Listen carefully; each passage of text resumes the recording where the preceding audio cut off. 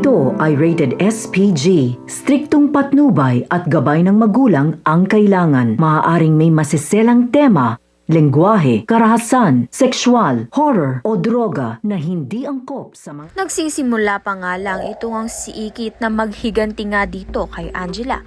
Ngunit parang hindi na nga kaya ni Angela ang paghihiganting ginagawa nga nito ni Ikit. Dahil maganda nga ang strategy na ginawa nga nila nito ni Mayumi na gawin ngang siraan itong si Angela at si Soraya ng palihim upang wala ngang makaalam na si Ikit nga at si Mayumi ang naninira sa kanilang buhay. Gayon din nga ang ginawa nito ni Mayumi kay Soraya dahil nagpapanggap nga si Soraya bilang mabuti sa mga kababaihan.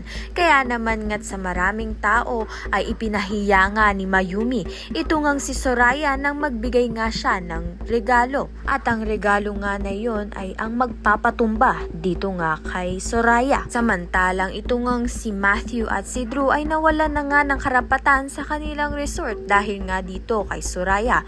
Ngunit hindi nga titigil itong si Matthew at si Drew na maghiganti nga dito kay Soraya at hanapin nga itong si Ikit at si Mayumi upang tulungan nga silang maghiganti. Kaya naman nga malalaman nga natin kung ito na nga ba ang panahon upang ngang umangat na nga ang mga naaapi.